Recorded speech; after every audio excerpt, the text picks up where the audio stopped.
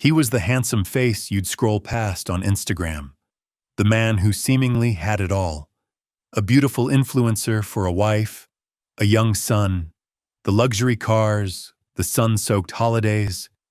It was a perfect life, packaged and presented for the world to envy. But it was all a lie. Behind the charming smile was a man drowning in secrets. Let's uncover the truth. Colleen Rebelo lived in Perth, Western Australia. She was 58 years old, a strong-willed woman who had gone through a tough divorce and was left raising her 4 children alone: Julian, Andre, Monique, and Fabian. With no support from her ex-husband, she took full responsibility for the family. Despite the hardships, Colleen never gave up on building a better future. She balanced work with her studies and eventually earned a degree, hoping to provide her sons and daughter with a stable and dignified life.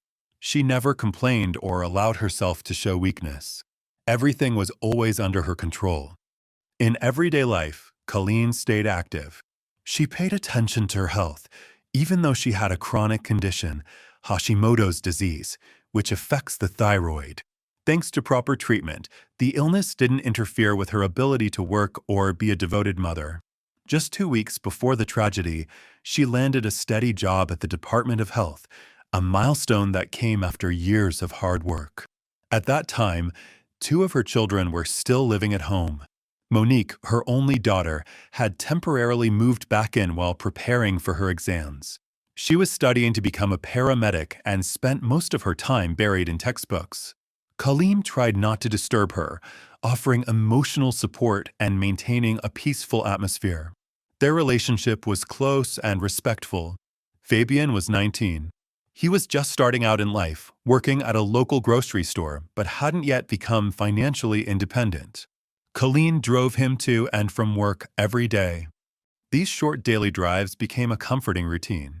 He was quiet, never caused trouble, and Colleen continued to care for him with advice, attention, and her steady presence. The older sons, Julian and Andre, had already moved out but remained in touch. Colleen didn't interfere in their lives, but she was always available if they needed help or encouragement. To them, she was more than just a mother. She was their rock. Colleen's home was simple yet warm. It was always clean, orderly, and welcoming. She handled the household with calmness and never complained. It seemed like everything in her life was finally falling into place. She was proud of her children, believed in their future, and hoped the hardest part of her life was behind her. But even in the most resilient families, danger can hide in plain sight. Beneath the surface of routine and stability, no one noticed the signs of an approaching storm. Colleen had no idea that the most devastating blow would come from someone she trusted more than anyone else. Andre Rebelo met Gracie Piscopo through her ex-boyfriend. Their connection started on social media and quickly developed into a romantic relationship. By 2015, they were a couple, and in 2020, they welcomed a son. By then, Gracie had already built a strong presence online. She was steadily growing her Instagram, sharing fashion and lifestyle content, and working with brands. The platform gave her a reliable income, and her audience kept expanding. Alongside Instagram, she also ran a YouTube channel where she posted vlogs, reviews, and stories about everyday life, travel, and motherhood. Her follower count had grown into the hundreds of thousands. Andre often appeared in videos, but always stayed in the background. He helped with filming logistics and negotiated with sponsors. To the public, he looked like a reliable husband and a caring father with a head for business. Behind the scenes, Andre was trying to break into the world of cryptocurrency. He called himself an investment expert, spoke confidently about market trends, rising tokens, and future success. On paper, he came across as someone making tens of thousands of dollars through digital assets. But the reality was very different. Financial records revealed that not only was Andre not making money, he was consistently losing it. His projects brought no profit, and by 2020, he had fallen deep into debt. The total amount owed exceeded 120,000 Australian dollars, including loans, credit card balances, unpaid taxes, and other liabilities. Despite the actual situation, Andre and Gracie maintained the appearance of financial success on social media. In their posts, a white Range Rover, a stylishly decorated home, designer clothes, and international trips. The image was that of a successful couple thriving on crypto and influencer earnings. In reality, the car was financed, the home was rented, and most of the furniture and appliances were bought on payment plans. Gracie was the one truly supporting the household. Her income from brand deals and advertising covered their expenses. Andre claimed his capital was temporarily tied up in an exchange and that he'd soon bounce back. He promised to secure their son's future, but there were no actions or evidence to back that up. Under the pressure of mounting debt, Andre started secretly looking for a way out. To Gracie and their online audience, he kept up the illusion of being in control. In public, still the crypto genius. In private, a man with no steady income. He remained calm at home and kept his worries to himself, but their financial situation was growing more and more unstable. By May 2020, the tension had reached a breaking point. That's when Andre began to act, without telling anyone, not even his wife. Despite his calm exterior, he had a plan forming in his mind, one he believed would solve all his problems. May 20th, 2020 began like any other Monday at Colleen Rebelo's home in Perth, Australia. That morning, as usual, she drove her younger son Fabian to his job at a local grocery store. Her daughter Monique was also at the house. Meanwhile, across town where Andre and Gracie lived, the day unfolded very differently. Andre was supposed to spend the day with Gracie and one of her visiting relatives. They had plans for a lunch that Gracie had scheduled in advance. But as noon approached, Andre suddenly vanished. He left the house without saying where he was going or why. His phone went offline, and he stopped responding to calls and messages. Between 11:10 and 11:25 a.m., Gracie made 12 attempts to reach Andre. In her messages, she demanded an explanation, and in one of them, she directly told him to get in touch immediately. There was no reply. This behavior struck her as unusual. Andre had never disappeared in the middle of the day without warning before. Then, out of nowhere, he returned around 2 p.m., offering no explanation for his absence. Instead, he calmly asked if everyone was ready for lunch, as if nothing had happened. Not long before that, Andre had sent a message to his mother, asking if she could watch his son later that day. He said he had urgent matters to attend to and needed someone to be with the boy. But Colleen never replied. That was odd. She usually responded quickly to such requests. Meanwhile, Fabian had finished his shift at the grocery store and was waiting outside for his mother to pick him up. She didn't arrive at the expected time. Fabian tried calling her 13 times, but she didn't answer. Concerned, he reached out to his sister. Monique also tried calling their mother. Again, no response. Fabian decided to head home on his own.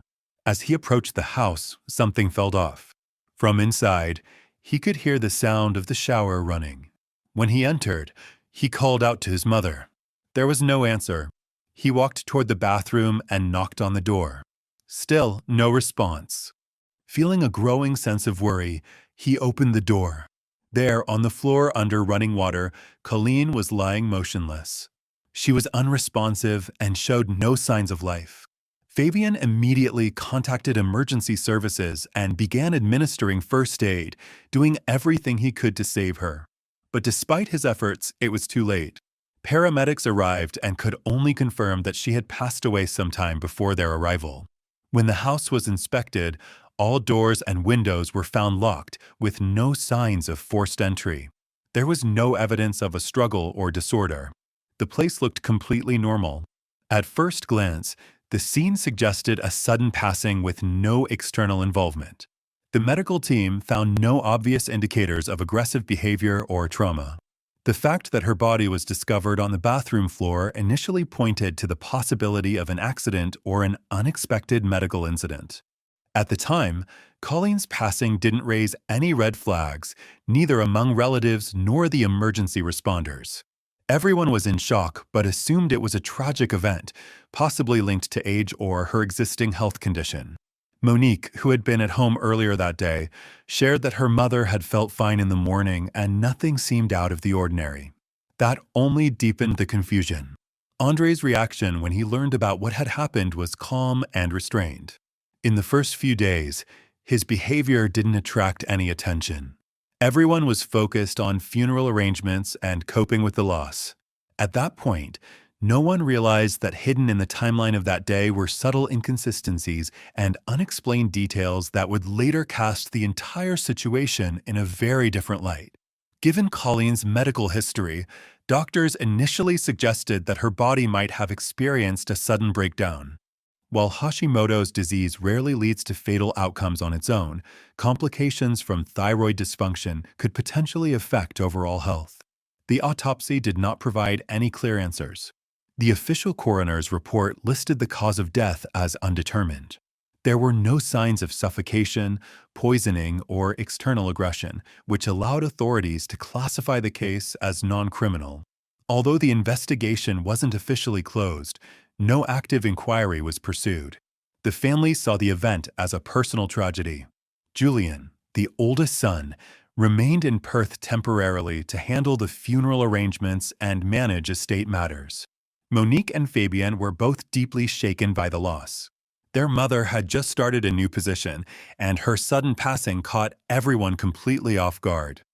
Andre attended the funeral and spoke with relatives, showing neither emotional distance nor extreme grief. Gracie kept a low profile during the mourning period, but generally stood by her husband. The atmosphere was heavy, but no one openly questioned the official account at the time. However, over time, doubts started to surface. Julian was the first to grow concerned. He knew how seriously his mother took her health. She went for regular checkups, maintained a balanced diet, and stayed physically active. Her passing seemed not just tragic, but deeply inexplicable. The lack of clarity in the autopsy only intensified his unease. He found it impossible to simply accept. What truly raised red flags for Julian was Andre's sudden involvement in administrative matters. By law, Julian, as the eldest son, should have been responsible for the legal paperwork following his mother's passing. But to his surprise, Andre had already obtained Colleen's driver's license and had begun reaching out to insurance companies and legal institutions on his own. Even more unsettling was that all of Colleen's mail had been redirected to Andre's address without any discussion with the rest of the family. This was unlike his brother. Andre was never proactive about bureaucracy and typically avoided anything involving paperwork. His sudden assertiveness in the midst of the family's grief struck Julian as suspicious. Fabian, who had been home on the day Colleen passed, also couldn't shake an uneasy feeling. He remembered clearly how the shower was still running when he walked in and how everything in the bathroom appeared almost too tidy, like someone had deliberately arranged it that way. It didn't look like the aftermath of a medical emergency. Fabian never voiced his concerns out loud, but deep down, he felt something about the situation just didn't add up. Monique also started having doubts. She noticed that Andre was handling everything in isolation, without involving the family or offering any explanations. He didn't say why he was taking charge of the paperwork, why he had redirected the mail, or why he had taken on roles typically handled by someone else. This seemed especially odd given his previous financial struggles and his usual detachment from family matters. So even though the official explanation for Colleen's passing remained unchanged, doubts had begun to take root within the family. No one had made direct accusations yet, but the tension and mistrust were starting to affect their relationships. It was this fragile, anxious sense, subtle at first, but growing stronger, that eventually pushed Julian to take the first steps toward what would become a real investigation. Andre's questionable behavior didn't stop with redirecting Colleen's mail. A few weeks later, Julian accidentally discovered that there were 3 life insurance policies taken out in Colleen's name. None of these had ever been discussed with the family. It turned out that all 3 were signed just 2 weeks before her passing, and in every case, the sole beneficiary listed was Andre. The total payout across the policies exceeded $1 million Australian dollars. The timing and sudden nature of her death seemed far too convenient to be a coincidence.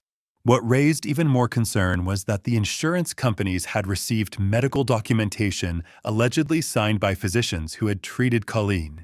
One of the companies ran a verification check and found that some of the signatures were forged. At the same time, Monique reached out to a therapist her mother had seen in the past.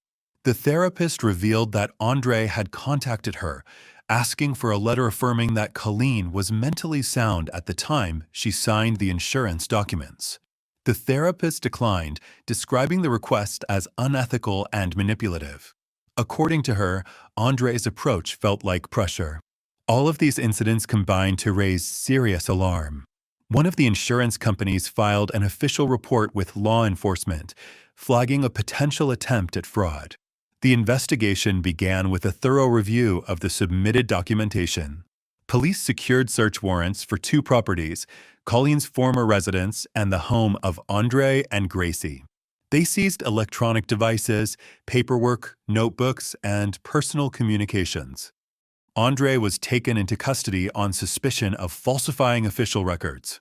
At this stage, the case wasn't classified as a violent crime, but rather a potential scheme to obtain financial gain through insurance fraud. Investigators confirmed that several medical documents, supposedly issued after Colleen's death, were forged. They also discovered a fabricated will, one that named Andre as the sole heir, excluding all other family members. Andre was soon released on bail, but the investigation was well underway. Detectives began mapping out financial links, tracking the timeline of the insurance applications, and collecting statements from everyone involved. What started as private doubts within the family was now taking shape through hard evidence, and things were about to escalate even further. As part of the inquiry, officers seized documents, digital devices, and personal materials. The focus turned to who had arranged the insurance policies, how the paperwork had been processed, and what kind of information was used to support the claims. Meanwhile, the first round of interviews began. All of Colleen's children were called in to provide formal statements. Julian gave a detailed account of how he stumbled across the policies and how Andre had started making moves without consulting anyone, as if he already knew exactly what to do. Monique spoke about the shift in her brother's behavior after their mother's death, his secrecy, his rush to make decisions, and his refusal to explain what he was doing. Fabian, in turn, walked investigators through the events of that day. How the shower had been running when he arrived, the lack of response when he knocked, and how the bathroom looked suspiciously neat, almost like someone had deliberately cleaned it up. Andre was questioned separately. By that time, he had already been formally charged with document forgery. However, investigators within the department had started to suspect that this case might go far beyond just insurance fraud. Their focus turned to the timeline. When the life insurance policies were taken out, when they became active, the exact time of Colleen's passing, and when the claims were filed. Too many coincidences began to form a troubling pattern. The investigation shifted to a new level. It was no longer just a family crisis. It had become a criminal case. Andre's carefully constructed public image began to crumble under the weight of growing evidence. His actions were becoming harder and harder to explain as coincidence or misjudgment. Detectives launched a full-scale operation. One of their top priorities was determining whether Gracie, Andre's wife, had any knowledge of the insurance dealings. To assess her potential involvement, authorities made the decision to place surveillance inside the couple's home.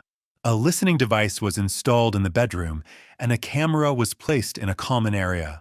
Monitoring was carried out 24/7 over a period of 3 months. Recordings from September through December 2020 revealed nothing to suggest Gracie was aware of any suspicious activity. Her conversations with Andre focused solely on household matters, their son, and her work on social media. Not once did she mention insurance policies, wills, or medical forms. Investigators concluded that Gracie had no knowledge of the insurance arrangements or any forged documents. She was cleared as a suspect. Meanwhile, the case against Andre continued to build. Among the digital evidence seized, investigators found signs of deliberate data deletion. Specifically, an entire archive of documents dated between December 2019 and July 2020 had been wiped from his laptop, the exact period when the insurance policies were arranged and when Colleen passed away. This was viewed as a clear attempt to destroy potentially incriminating records. A major breakthrough came through cell tower data. Forensic analysis confirmed that Andre's phone had pinged off towers near Colleen's home on the day she died. This directly contradicted his initial statement, where he claimed not to have seen her at all that day. Andre had said he spent the morning with his wife and a visiting relative, but none of the surveillance cameras around his home recorded his car during that time. In fact, cell tower pings showed his phone moving toward the area where Colleen lived, during the same window when she dropped Fabian off at work and then stopped responding to calls. Witness testimony further deepened suspicions. A neighbor reported seeing a white SUV parked near Colleen's house around 1:30 p.m. The vehicle matched the description of Andre's car. These details added weight to the belief that he may have been at the scene around the time of his mother's unexpected passing. In an attempt to explain his actions, Andre changed his original statement. He admitted that he had, in fact, stopped by his mother's house that morning and spent around 45 minutes with her.